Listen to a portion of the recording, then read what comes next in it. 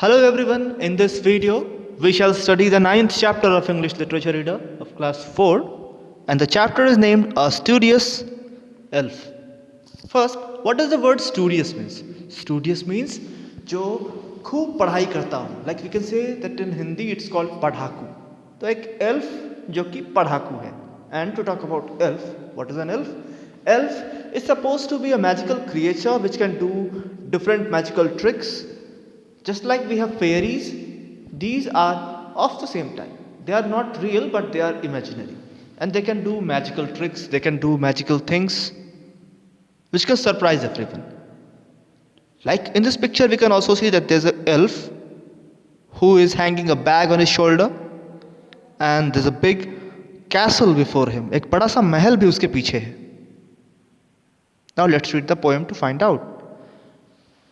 In Fairyland,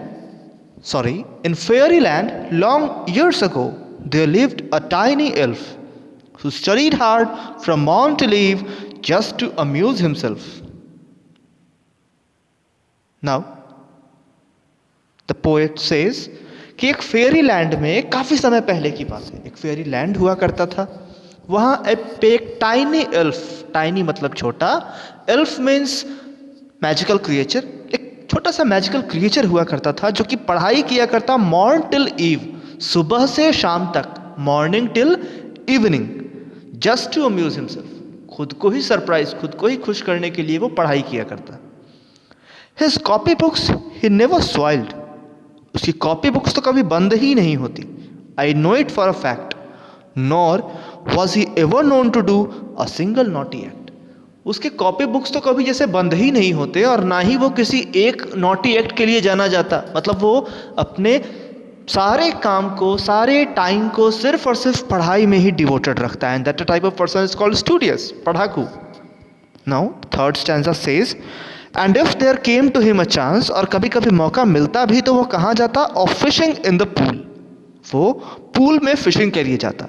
he would shake his head and say no thanks, I would rather be in school. और अगर ऐसा कभी उसे मौका मिले भी कि उसे फिशिंग को जाना पड़े पूल में, तो वो सिंपली ही रिप्लाई कर देता कि no thanks, I would rather be in school, मुझे स्कूल में रहना ज़्यादा मज़ा आता है. Like these days you are in home and you all are missing the school, you all are missing the classes, you all are missing the friends. But this elf, every time he only wanted to go to school so that he can study the books, he can study the things which he likes to read. Later, the tuck shop he could freely pass with never a backward look.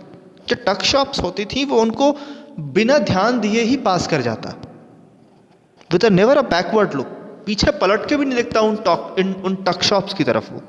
Because his little eyes were glued upon his lesson book, क्योंकि उसका जो छोटी छोटी आंखें थीं वो बिल्कुल जैसे कि किताब पढ़ी हमेशा देखती रहती या चिपकी होती, बुक से ही चिपकी होती.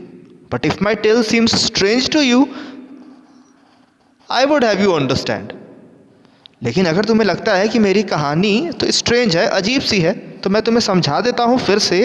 An elf like this is seldom found except in fairyland. ऐसे जो एल्फ होते हैं वो कभी कभी ही मिलते हैं, सेल्डम, अक्सर ही मिलते हैं, एक्सेप्ट इन फेरीलैंड. मतलब फेरीलैंड में तो नहीं, एक्सेप्ट इन फेरीलैंड, मतलब फेरीलैंड के अलावा. ऐसे लोग हमारे आसपास भी होते हैं who do nothing, just study. It's good that you should study books, you should read books, you should try to gain knowledge, but you should try to involve yourself in other activities too. You should you should take part in activities like plays, dramas. You can take part in quiz, speech, essay writing, drawing competitions, music competitions. Different types of events are held in school or in your colony or in your locality, and you should take part in all that. The poem promotes the same, that we should not just involve in ourselves book studies, rather we should involve in the different activities that happen in our community, that happen in our surroundings. And this poem has been taken from Chatterbox, and this poem was released in 1906. I hope you liked the video. Till then, thanks and goodbye.